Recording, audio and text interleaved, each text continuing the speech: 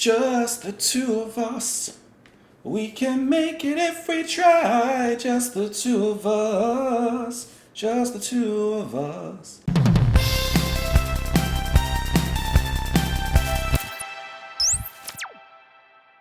What's up, guys? Welcome back to Just JP. I'm Justin. Very happy to have you guys here.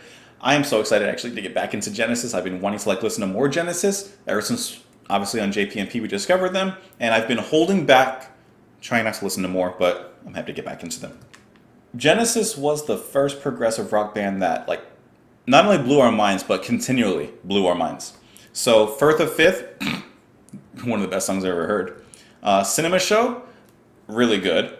And then from this album, we've actually heard Blood on the Rooftops. So today we're going to listen to One for the Vine, another one of their songs that a lot of people have mentioned and talked about. So apparently this was the last album to feature the guitarist Steve Hackett.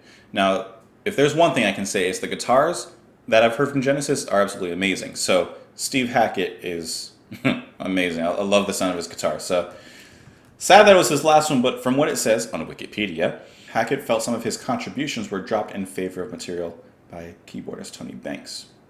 I don't really have much to say right now, but of course, join me in the comments down below for discussion. Continue recommending me songs. Join me on JPMP. Join me on Twitter. And if you do like the video, please comment, like, subscribe. You guys know all that stuff. And share the video. It helps a ton.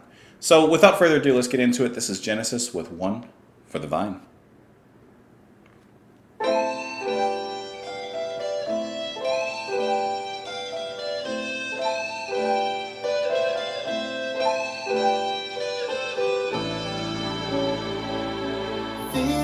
Thousand men were sent to do the will of one.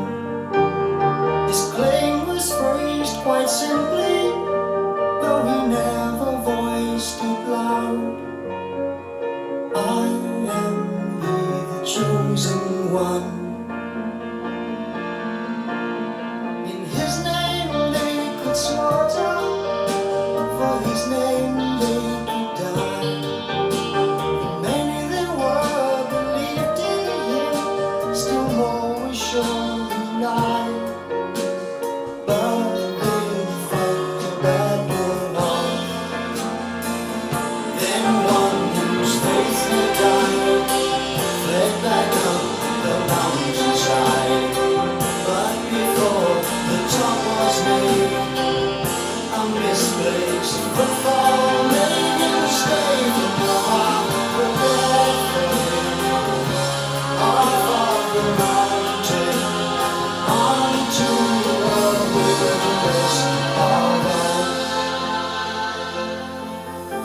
This unexpected vision made him stand and shake with fear. But nothing was as frightening compared with those who saw him appear. Terror filled their minds with awe. I got it. Simple were the folk who lived upon this frozen wave. So not surprising was their thought, this is he, God's chosen one, who's come to save us from all our oppressors. We shall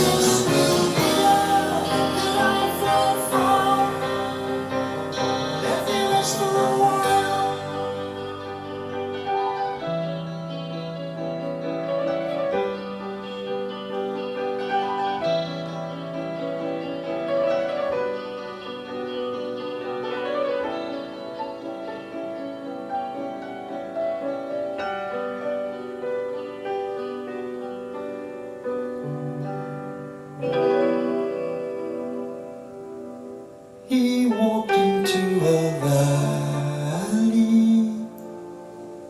all alone. There he talked with water and then with the vine.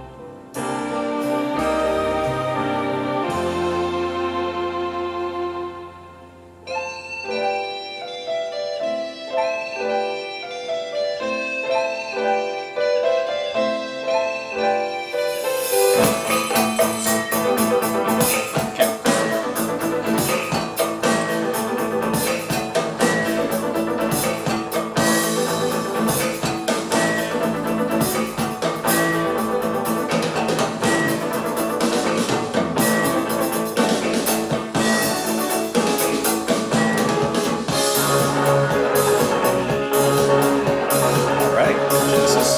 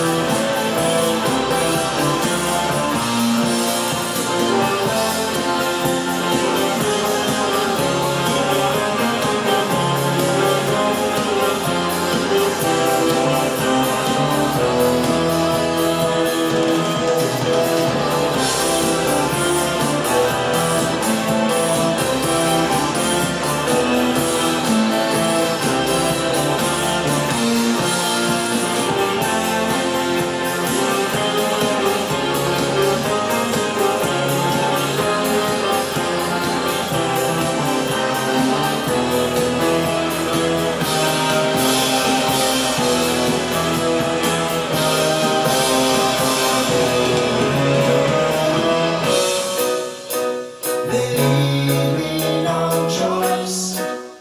I must lead them to glory, almost likely to me.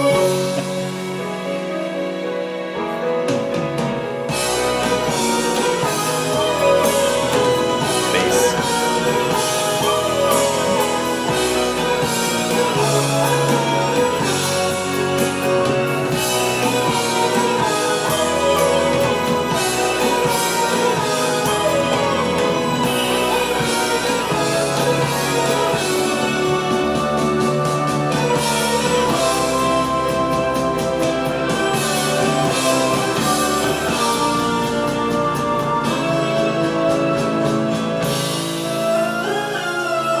That's cool.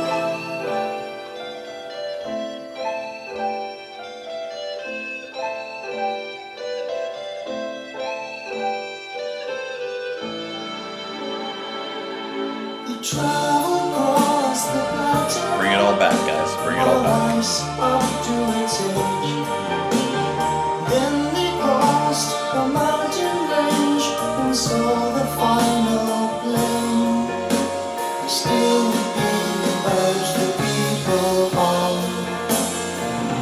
Then on a distant slope, he observed one without hope.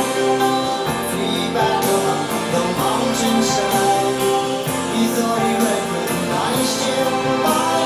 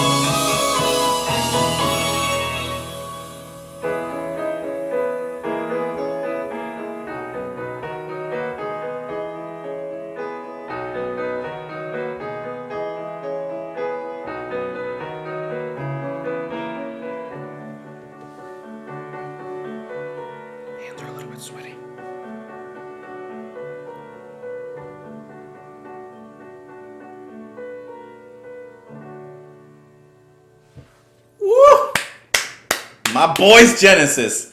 That's I have so much to unpack on this one. That is how you make, in my opinion, the perfect progressive rock song. That is how it's done. Genesis, they're the best. They're the best. They're the best I've heard so far. Man, there is so much to unpack in that. Jeez. Okay, let's just start. So, first of all, let's get that out of the way. This would easily be on my list. Like, I would listen to this. It's the perfect progressive rock song. It's great. I'm going to get into the structure and the lyrics and all that stuff in a second. But Genesis has always brought a high pedigree of musicianship. That goes without saying. But I like how in this kind of progressive rock, the whole song and everything within it makes sense. This is what I like. Progressive rock and really any sort of progressive music sometimes can bring in elements or bring in parts that don't really quite match with everything else that's coming through in the song as a whole.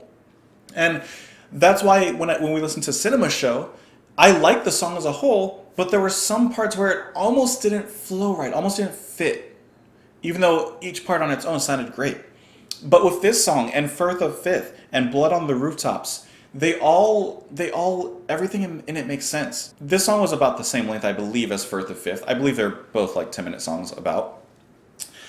But it's what you do within that length of time. So you have a 10-minute time limit, right? You have a time limit. You have a 10-minute duration of time in the song. What are you going to do for 10 minutes? That doesn't sound forced. That doesn't sound like you just threw it in there. And I've mentioned it before, but you could say the same thing with a TV show. You have a 10-episode contract. You have to make those 10 episodes count with quality, no filler. Because you could expand that. They may give you more money, the studio, to expand and say, hey, we'll give you more money if you do 20. And you may do that. But then you got to pad it out. Genesis, from what I've heard, does not pad out their music that much. The opening classical tones, just like Firth of Fifth, I feel like that's where Genesis is like at their strongest, in their classical compositions. And in these songs, they usually bring like a little interlude in the middle. And same thing here, where it just breaks up the story a little bit. But the way they do it is so well done, and it sounds so good, and it works, and it creates a nice flow throughout the story. I've mentioned it before, and I'm going to keep on mentioning it with progressive rock and really any kind of song. It's just like a story arc. You have to have your setting, your rising conflict, your peak, your climax, and then your resolution. And they do that here. They have their setting in the very beginning for the first 4 minutes, I believe. I looked at the time. 4 minutes, they have their setting, and they establish the story. It's almost like a prelude to the rest of the story as I'm reading the lyrics. I'm going to get into that in a little bit.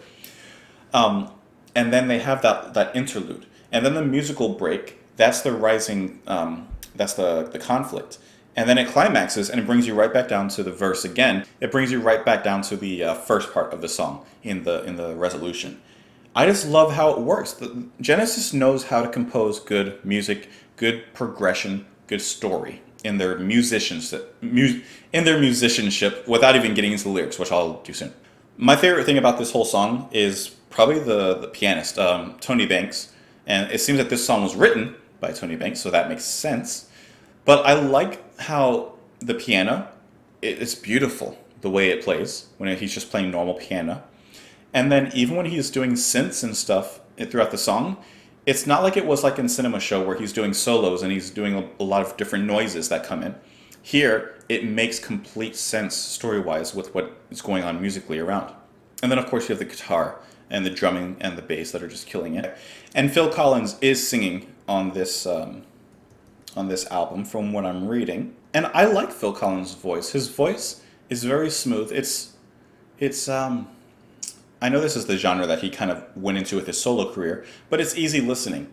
Is his voice like epic or soaring? No, it's just a nice layer in the music, but I think it fits very well for the vibe that they typically go for in their songs. And it's funny, as someone that used to listen to a lot of Dream Theater, another obviously big progressive metal band, probably the most well-known of them, Dream Theater had always said that they have influence from Genesis. And now that I'm actually listening to Genesis, I can easily see the influence in the way that they build their songs. But I love that so much. The story is basically talking about this leader of some sort of army, basically. And I guess he's leading this army up a mountain or something. He basically falls off of the mountain. gets knocked out or something, wakes up in the wilderness surrounded by what do they say is a simple weatherfolk who live there. So let's just use a tribe of some sort, and they basically see him as the Messiah or as some sort of leader, and they start worshiping him basically and following him. And he takes the wrong course and just kind of like lets that go to his head basically, and leads them on, and then unfortunately it doesn't work out in the end. He pretty much leads them to what it seems like is their death and the end of them. It's funny. It reminds me a lot, if you guys have seen it, one of my favorite animated movies, The Road to El Dorado. It's pretty much that story, Through some unfortunate series of events, they find themselves among a tribe of some sort, and the tribe thinks of them as gods, maybe because of their armor or the horses they ride on. They take that and they use it to their advantage to kind of manipulate the people. In the case of El Dorado, get gold and get rich. But it's funny how that story plays out here. And I think the writing for this is very straightforward because it is telling a literal story, a linear story. But it works with the song, and the music actually encompasses the story once again perfectly. So it's funny, as this nameless leader is thinking about what he's going to do, he says, "No, no, no, this can't go on. This will be all that I fled from." Okay, so he left the army, the original army, perhaps. Let me rest a while. He walked into a valley all alone. There he talked with water and then with wine. Okay, so he left to clear his thoughts, to maybe gather them, and then he basically got drunk. That's what it seems like. And then right after he says, "Well, they leave me no choice. I must lead them to glory or most likely death." And yeah, it was definitely death. There was something musically happening at that exact moment. It gets a little more frantic right before that, and it kind of quiets down when he says that. They talked with water and then with the vine.